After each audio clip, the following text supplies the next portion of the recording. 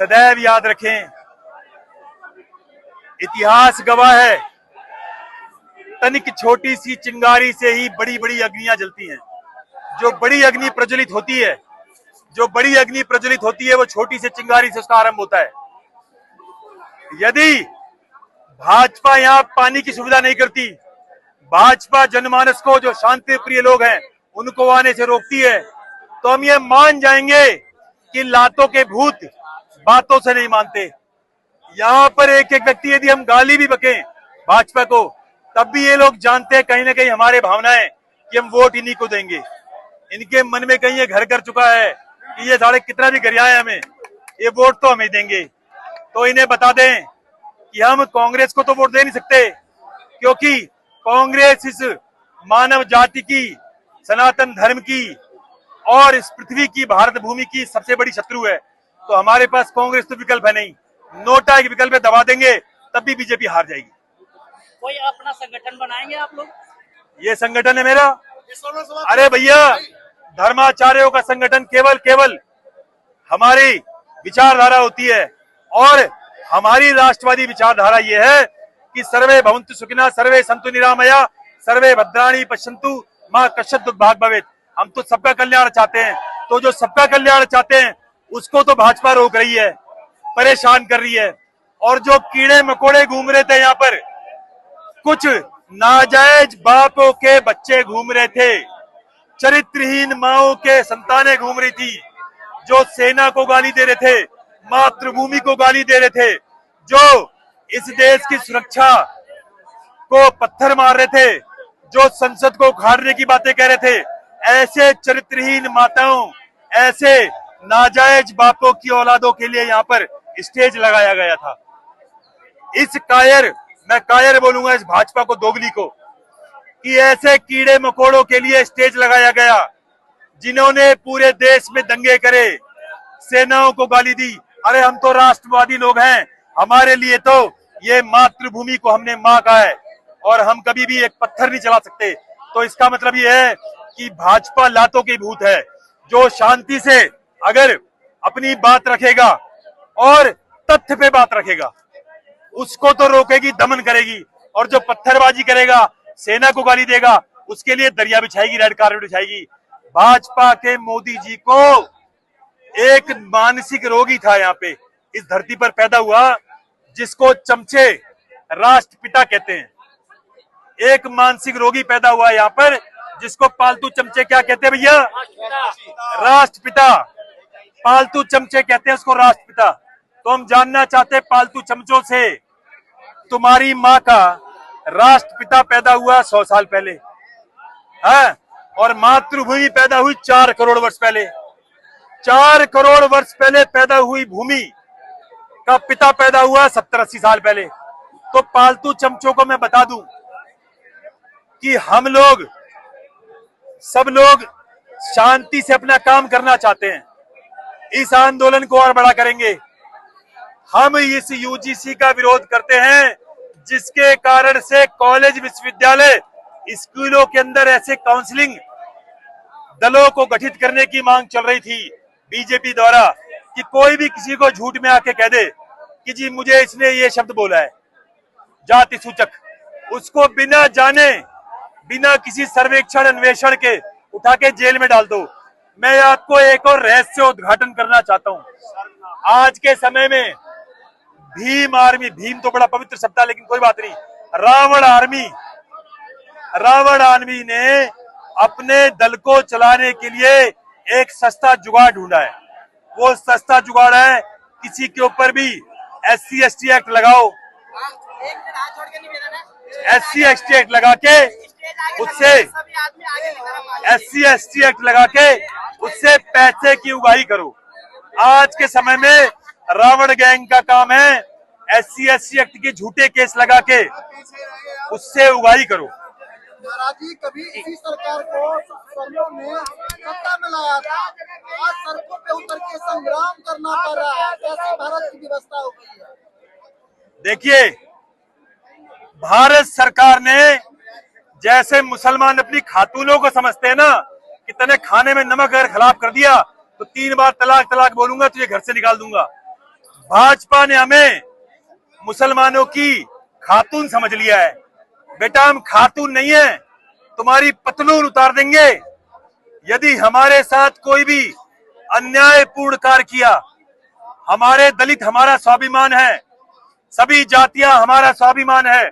जैसे मैंने आपको कहा कि स्वयं भगवान कृष्ण ने भगवत गीता में कहा, स्वयं भगवान कृष्ण ने ब्राह्मण क्षत्रिय विंशा शूद्राणा चा परंतप कर्माणि प्रविभक्तानि स्वभाव प्रभवे गुणे। भगवान कृष्ण स्वयं गीता में कहते हैं कि जन्म से कोई ब्राह्मण नहीं होता, जन्म से कोई क्षत्रिय शूद्र नहीं होता।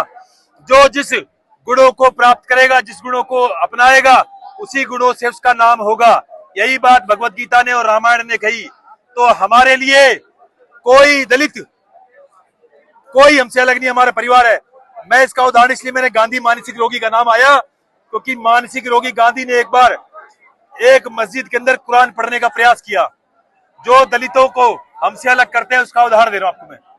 तो गांधी ने जैसे ही, गांधी नाम के मानसिक रोगी ने जैसे ही मंदिर में कुरान पढ़ी तो सबसे पहले जूता लेके एक वाल्मीकि वीरांगना गांधी के सामने खड़ी हो गई। उसने बोला कि मैं इस मंदिर, पवित्र मंदिर के अंदर कुरान को नहीं पढ़ने दूंगी। गांधी जी ये अपना जो ये भाईचारे की दुकान बाहर ले जाओ यहाँ से। तो गांधी जी ने कहा कि मैं भाईचारा अपनाना चाहता हूं। तो उस महिला ने कहा, वाल्मीकि महिला ने, हमारी वीरांगना ने, इस भाईचारे का आरंभ मस्जिद में भगवत गीता का पाठ करा के करो, ये नौटंकी नहीं चलेगी। तो उस गांधी नाम के मानसिक रोगी का सबसे पहले किसी ने विरोध किया था, तो वो किसने किया था? एक राजा राम के महर्षि गुरु समान श्री महर्षि वाल्मीकि के समाज ने, जो हमारे लिए सिरोधार्य हैं।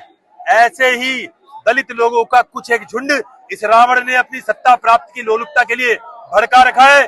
उनको बोल रखा है जाओ सड़कों पे बहाने ढूंढो, लड़ाई के बहाने ढूंढो, किसी को बहाना ढूंढ के उसके ऊपर झूठा SC/ST एक्ट लगाओ और जब उसके ऊपर नॉन अवेलेबल वारंट निकल जाएगा तो उससे कहो ला पीछे से 4 दलाल रावण गैंग के, भीम आर्मी के 4 दलालों को लगा देता है फिर रावण। फिर उससे मांडवली होती है, 4 लाख 5 लाख 10 लाख, जैसा गाल वैसा थप्पड़, उससे वह वसूलते हैं। उसको वसूल के फिर रावण को जाके चढ़ा देते हैं कि देखो हे नफरती कीड़े डैडी रावण, हम आपके लिए जर्नलों की खून की पसीने की कमाई को झूठ बोल के उनका शोषण करके लाए। अब इससे आप मर्सिडीज में और फॉर्च्यूनर में घूमो और हमारा मूर्ख काटो। यही रावण की पार्टी है, यही रावण नाम के एक मानसिक रोगी की विचारधारा है। लेकिन जैसा मैंने कहा, इतिहास गवाह है, रावणों का वही परिणाम हुआ है। आज भी रावण के मुंह पे जूते मारे जाते हैं, आज भी रावण को फूका जाता है, ये रावण भी फूका जाएगा। ऐसे ही जातीय वैमनस्य एक समय में मायावती ने फैलाया था। मायावती को आज कोई जानता नहीं। मायावती ने कहा था तिलक तराजू और तलवार, इनको मारो जूते 4। आज क्या हुआ? उनको इतने जूते मारे जनता के जनाक्रोश ने कि आज मायावती कहती हैं कि भैया सतीश मिश्रा जी बहुजन समाज पार्टी को संभालो, नहीं तो हमारी पार्टी तो डूब चुकी है, टाइटैनिक में छेद हो चुका है, अब किसी तरह से वेल्डिंग करके ठीक करो। तो वेल्डिंग करने वाला सतीश चंद्र मिश्रा ही है।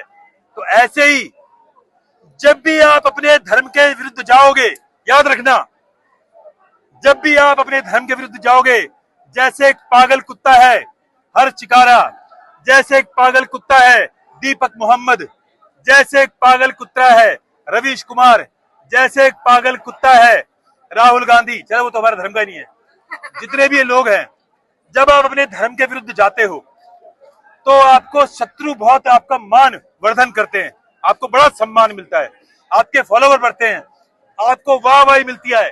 लेकिन याद रखो, दुनिया में केवल नाम उनका होता है जो अपने धर्म के साथ दृढ़ता से अड़िग खड़े रहते हैं। जब भी शत्रु के साथ खड़े होगे, अपने धर्म को गाली दोगे, तो शत्रु आपको प्रेम करेगा, आपको पैसा देगा, प्रलोभन देगा, लेकिन आने वाला कल तुम्हारा पीड़ादायक होगा। वो रावण भी समाप्त हो गया, ये रावण भी समाप्त हो जाएगा। महाराज जी, एक लास्ट क्वेश्चन है आपसे कि अगर सरकार ने आपकी बातें नहीं मांगी तो यहीं पे धरना प्रदर्शन जारी रहेगा या आप लोग उठ जाएंगे? और बड़ी शक्ति से इस प्रदर्शन को बढ़ाएंगे और अपने घरों से सबको कहता हूं, सोशल मीडिया पे पहली बात तो आप भाइयों जितने भी लोग यहां पर आए हो, जातीय भेदभाव बंद करो। तुम भगवान कृष्ण से बड़े नहीं हो, तुम भगवान राम से बड़े नहीं हो। जितने भी मानसिक रोगी जाति सूचक शब्द बोलते हैं, मैं बोलता हूं कि वो सनातन धर्म के पहले शत्रु है।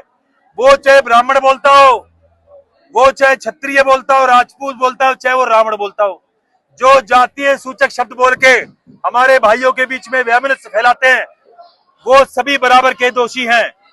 जातीय वैमनस्य बंद करो। कोई आज के समय में ना तो चर्मकार है, ना कोई भंग है। ये कभी शब्द हुआ करते थे, चर्मकार केवल उसको कहा गया जो कभी चमड़े का काम करते थे, ना वो काम रहा ना वो लोग रहे। इस तरह के शब्द मत बोलो। आपस में अपने ही भाइयों के बीच में जातीय वैमनस्य मत फैलाओ। तुम्हें इसी तरह तोड़ के खत्म करके एक दिन मुसलमान तुम्हारे साथ वही करने वाले जो पाकिस्तान बांग्लादेश के हिंदुओं के साथ किया गया। हर हर महादेव। महाराज जी, एक सवाल, देश आजादी के 80 साल का स्वतंत्रता दिवस मना रहा है और हम अभी तक जो है आरक्षण खत्म नहीं कर पाए और यूजीसी ले आए। दलित भाई आगे बढ़ के आरक्षण का विरोध करें।